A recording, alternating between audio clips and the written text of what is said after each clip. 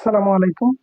সুপ্রিয় চাকরি প্রার্থী ভাই ও বোনেরা, আপনাদের জন্য সুসংবাদ। আজকে প্রাথমিক বিদ্যালয় সহকারী শিক্ষক নিয়োগ পদে সার্কুলার 2025 সালে সার্কুলার প্রকাশিত হয়েছে কিছুক্ষণ আগে।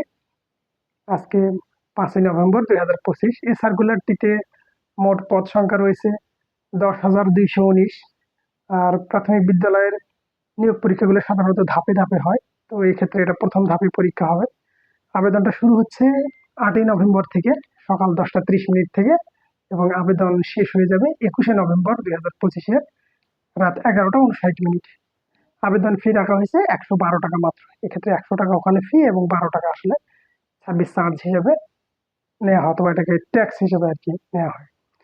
এই ক্ষেত্রে যেসব বিভাগের শিক্ষার্থীরা আবেদন করতে পারবে, সার্কুলারটিতে দেখা যাচ্ছে যে রংপুর, বরিশাল, সিলেট, রাজশাহী, খুলনা, ময়মনসিংহ এই বিভাগের প্রার্থীরা আবেদন করতে পারবে।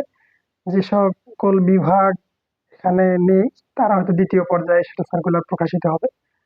এক্ষেত্রে যোগ্যতা রাখা হয়েছে স্নাতক, অথবা যারা স্নাতকের সমমান 4 বছরে, যাদের আসলে এইচএসসি পাশের পর 4 বছর ডিগ্রি রয়েছে, তারা আবেদন করতে পারবে। তো এই ক্ষেত্রে যারা শুধুমাত্র ডিগ্রি পাস আছেন 3 বছরের কোর্স, তারা আসলে প্রিভিয়াস মাস্টার্স করার পর তারা আবেদন করতে পারবে। এক্ষেত্রে একটা বিষয় গুরুত্বপূর্ণ সার্কুলার উল্লেখ রয়েছে যে আসলে ন্যূনতম দ্বিতীয় বিভাগ থাকতে হবে। যদি শিক্ষণ পর্যায়ে কোনো ক্ষেত্রে তৃতীয় বিভাগ থাকে তাহলে আসলে সে অযোগ্য বলে বিবেচিত হবে।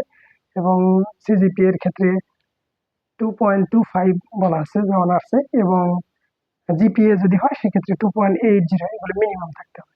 তো পরীক্ষা পদ্ধতির ক্ষেত্রে আসলে পরীক্ষা যেটা এমসিকিউ টাইপের লিখিত পরীক্ষা হয়, এটা 75 নম্বরের মধ্যে হবে, এবং পরবর্তীতে ভাইবা আসলে 25 নম্বর হবে। এই দুইটা মিলে আসলে 100 নম্বরের মধ্যে এই পরীক্ষাটা অনুষ্ঠিত হয়ে হবে। তো সবাই ভালো করে প্রিপারেশন নেন, এখন থেকে জোরালোভাবে পড়াশোনা করেন। সবার জন্য শুভকামনা রইল। ধন্যবাদ সবাইকে।